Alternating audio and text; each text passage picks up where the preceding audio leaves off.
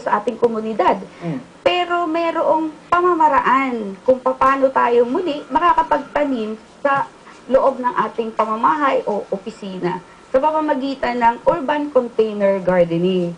Ito yung ngayon na nilalayo ng Farm Nation na maipamahagi sa lahat ng tao.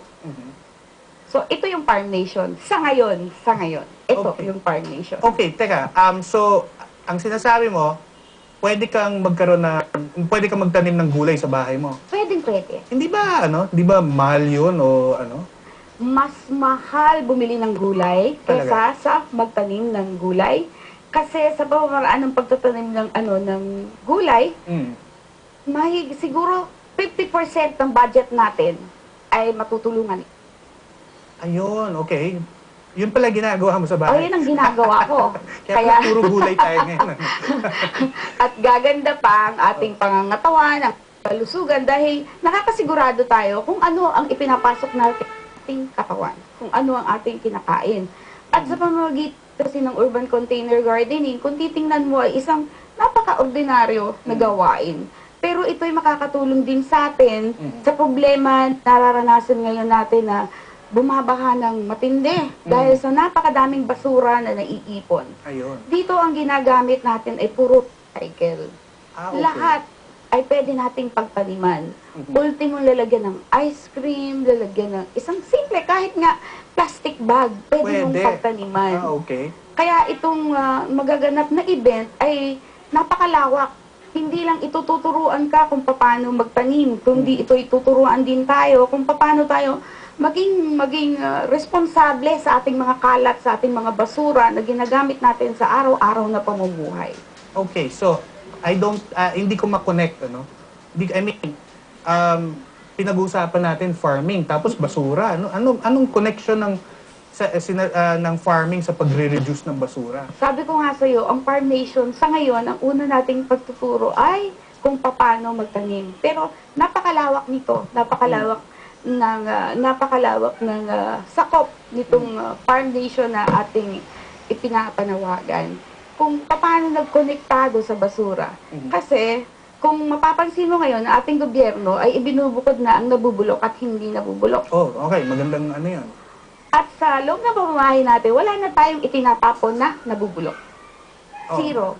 Kasi inilalagay ko na ito ngayon sa mga tanim, nilalagay ko na ito ngayon sa lupa. Ayun yung kahon dun sa labas ng bahay. Yung ginagawa mong lupa. Oo. Okay. Kasi karamihan din ng lupa ngayon ay wala ng bitamina, hindi na masustansya, wala ng nutrients. Lalo na sa bahay. Kaya ito yung pamamaraan din ng pagtatanim ng isang organiko o pagtatanim ng walang pesticide.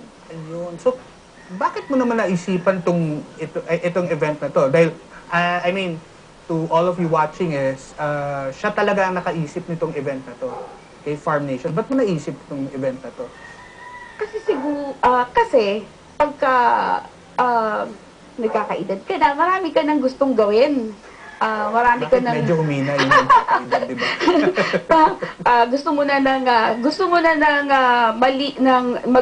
ng isang pamumuhay na masigla or ng isang pamumuhay na tama ang iyong kalusugan.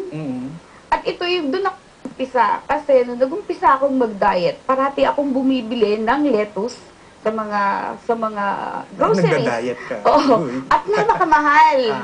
Kaya naisipan ko na mag-hydroponics. Nagtanim ako ng lettuce sa hydroponics.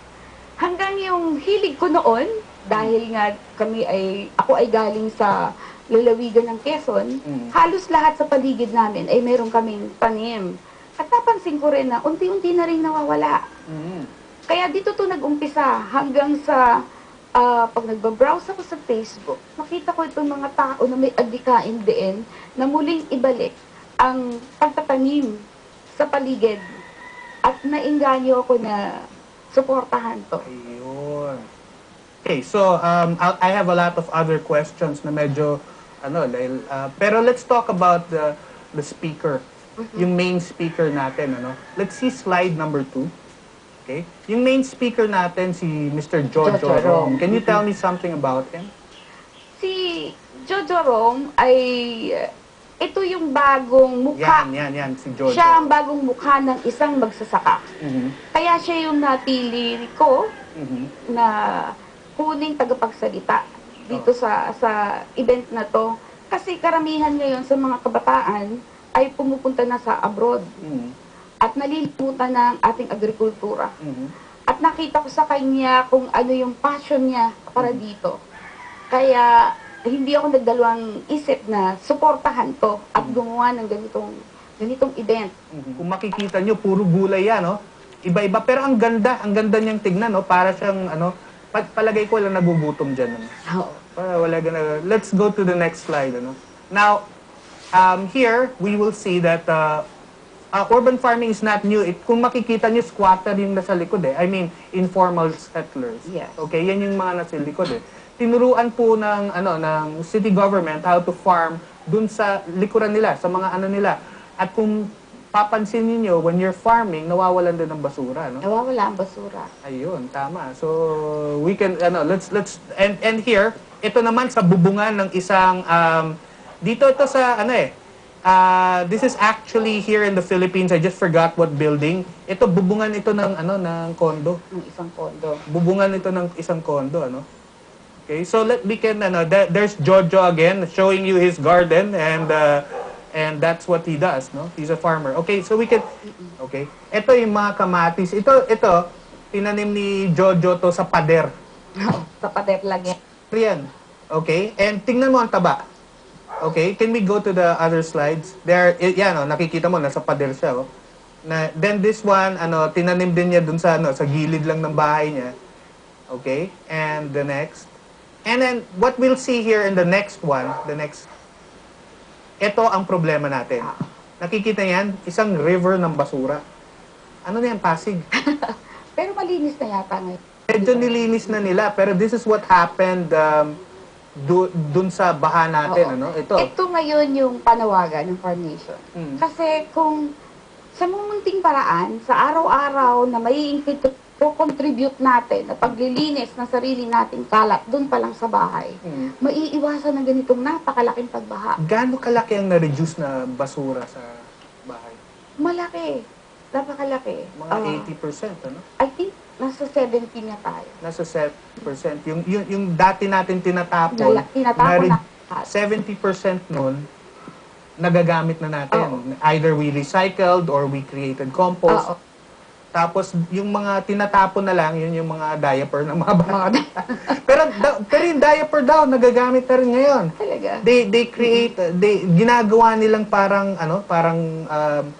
alam mo yung, antayo nito, yung coal, yung charcoal.